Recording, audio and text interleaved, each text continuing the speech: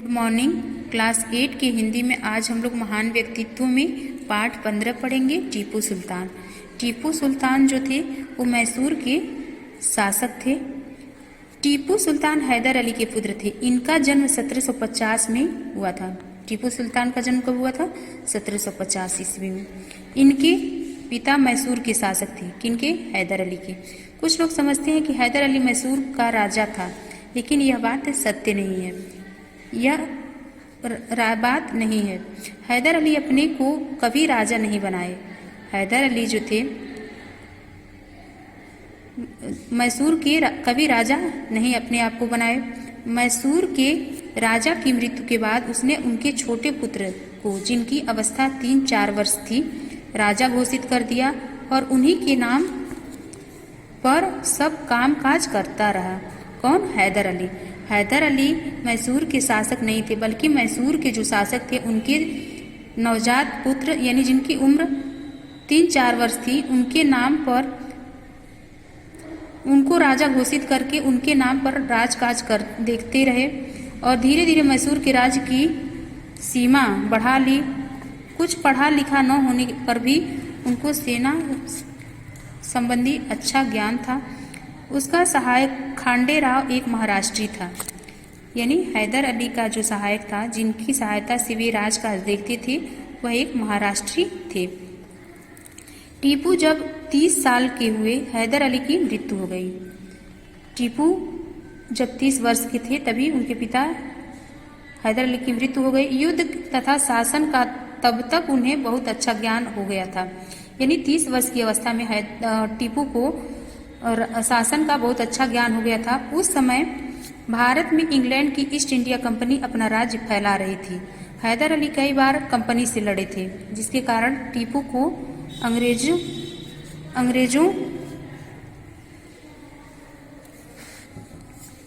से लड़ने के रंग ढंग की जानकारी हो गई। जब टीपू सुल्तान मैसूर के शासक बने, हैदर अली की मृत्यु के बाद टीपू सुल्तान मैसूर का शासन अपने हाथों में लिए। उस समय भारत में ईस्ट इंडिया कंपनी अपना शासन फैला रही थी और हैदर अली व टीपू सुल्तान का अंग्रेजों से कई बार युद्ध हुए, जिसके कारण टीपू को अंग्रेजों के लड़ने के रंग ढंग की जानकारी हो गई थी। इस युद्ध में टीपू ने नए ढंग के आक्रमण का तरीका निकाला था। वे एकाएक बहुत जोरों से बिजली की भांति आक्रमण करते थे और शत्रु के पैर उखाड़ देते थे।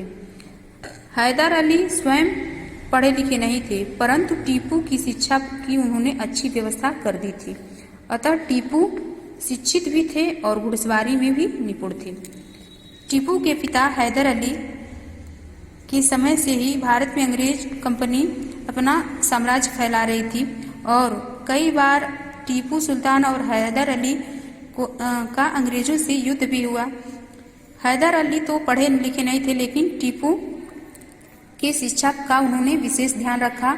उनके लिए शिक्षा की अच्छी व्यवस्था की और टीपू घुड़सवारी में भी बहुत ही कुशल थे। जिस समय टीपू को पिता की मृत्यु का समाचार मिला, वह भारत के पश्चिम मालाबार में अंग्रेजों से लड़ रहे थे। जब पिता की मृत्यु का समाचार टीपू को मिला, यानी हैदर अली की मृत्यु जब हुई, तो टीपू अंग्रेजों से मालाबार, भारत के पश्चिमी मालाबार तट पर लड़ रहे थे। उन्हें लड़ाई छोड़ना ही उचित समझा। टीपू वहां युद्ध भूमि को छोड़ना ही उचित समझे। वहां सभी दरबारियों तथा मंत्रियों ने इनको ही सहायता दी और टीपू को मैसूर की बड़ी सेना का सेनापति बनाया।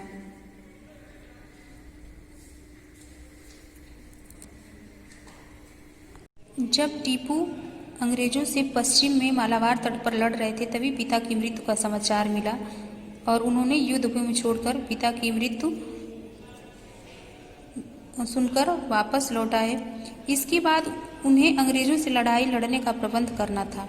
अंग्रेजों ने मराठों से संधि कर ली तथा टीपू पर आक्रमण किया। इस लड़ाई में टीपू ने अंग्रेजों को पराजित किया। टीपू ने अपनी सहायता के लिए फ्रेंच सिपाही भी रखे थे, जो उन दिनों भारत में थे।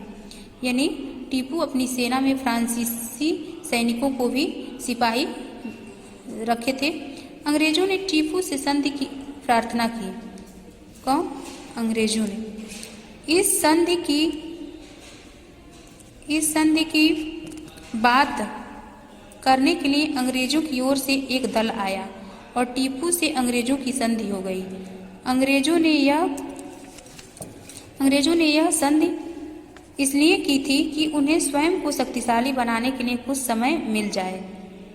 अंग्रेजों ने संधि क्यों की थी टीपू सुल्तान से? ताकि उनको अपनी सेना को शक्तिशाली बनाने के लिए कुछ समय और मिल जाए, जिससे कि वे टीपू को पराजित कर सकें। अंग्रेज यहाँ कूटनीति का सहारा लेकर टीपू से संधि की बात करते हैं और उधर सेना को सुसज्जित करते हैं टीपू के विरुद्ध युद्ध में लड़ने के लिए। इस संधि में टीपू निश्चित हो गए, जिससे वे अंग्रेजों की शक्ति का सही अनुमान लगा सकें। टीपू को लगता था कि उनकी शक्ति अंग्रेजों के बराबर है और वे अंग्रेजों को पराजित कर सकते हैं। फ्रेंच सैनिकों ने भी टीपू के इस विचार का समर्थन किया।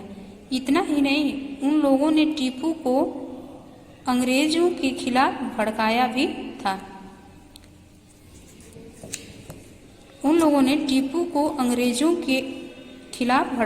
था। कौन? सैनिकों ने, फ्रांसीसी सैनिकों ने। किसको भड़काया था? टीपू को। किसके खिलाफ? अंग्रेज सैनिकों के खिलाफ। उन लोगों का विचार था कि यदि अवसर मिले तो टीपू की सहायता से अंग्रेजों को भारत के दक्षिण से निकालकर स्वयं वहां राज्य करें। किनका विचार था? ये फ्रांसीसी सैनिकों का विचार था कि टीपू की सहायता से अंग्रेजों को भारत के दक्षिणी भाग से निकालकर वहां फ्रांसीसी राज्य स्थापित करना। इन बातों से टीपू का उत्साह बढ़ा। टीपू ने फ्रांस से कुछ सहायता पाने की आशा की, कुछ जगह पत्र भी लिखा। उसका यही अभिप्राय था कि अंग्रेजों को भारतवर्ष से निकाल दिया जाए। किनका अभिप्राय था? फ्रांसीसियों का। अंग्रेजों को इस बात का पता लग गया और उन्होंने टीपू को समय देना उचित न समझा। उन्होंने टीपू के विरुद्ध सेना भेज दी। यानी अंग्रेजों ने टीपू से लड़ने के लिए एक सेना की टुकड़ी भेजी। इस बार अंग्रेजों और टीपू के बीच कई बार घमासान लड़ाइयाँ हुई और अंत में टीपू घिर गया। कुछ दिनों बाद टीपू लड़ते हुए मारे गए। अंग्रेजों से युद्ध करते हुए श्रीरंगपट्टम की दुर्ग के सामने टीपू लड़ते हुए मारे गए। टीपू को विजय प्राप्त नहीं हुई, यह उनका दुर्भाग्य था।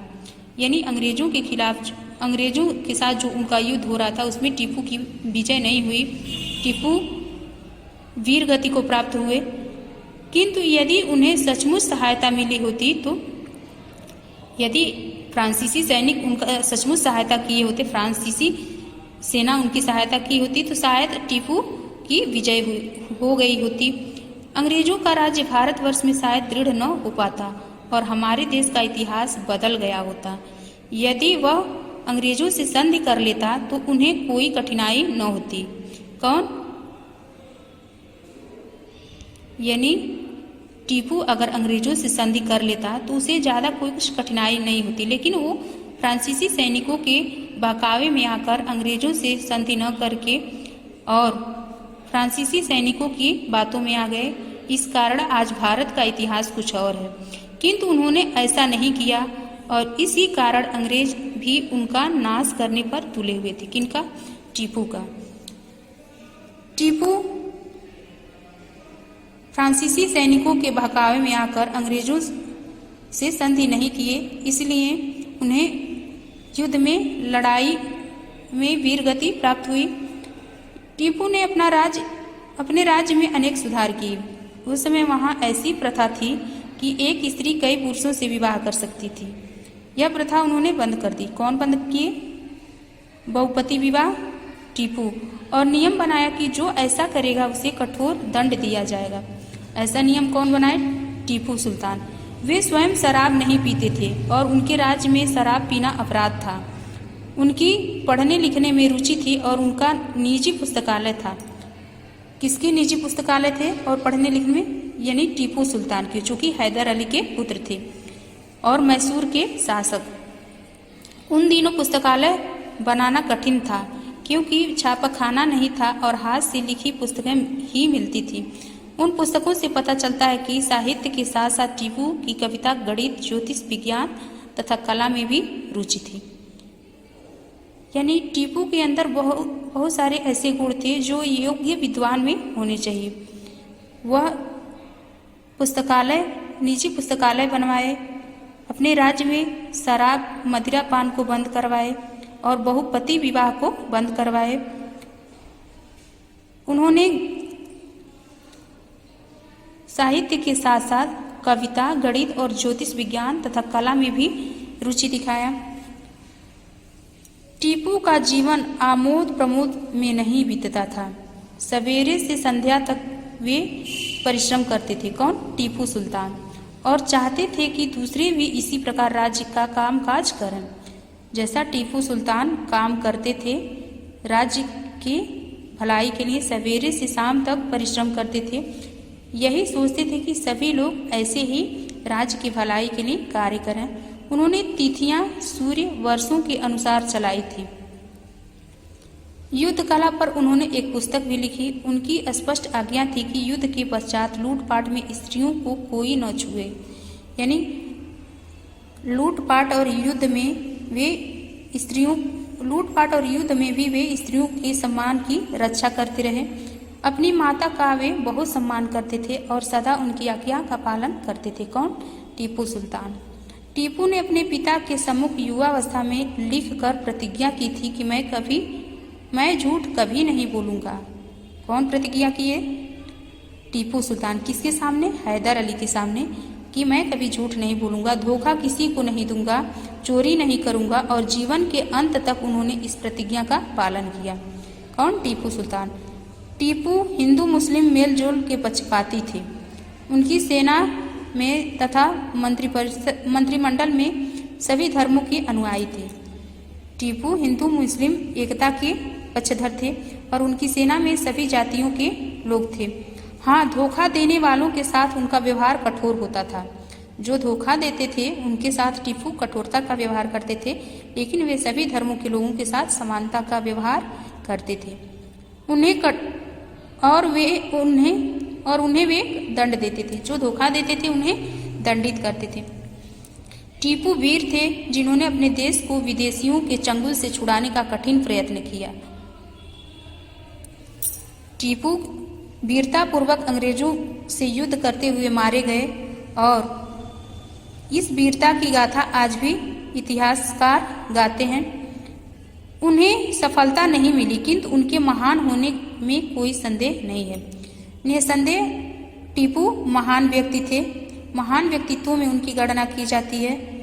वे अंग्रेजों से युद्ध करते हुए सफल नहीं हुए, लेकिन फिर भी उनकी वीरता की गाथा आज भी लोग गाते हैं कि कैसे वह श्रीरंगपट्टम की दुर्ग के सामने अंग्रेजों से लड़ते हुए वीर गति को प्राप्त हुए।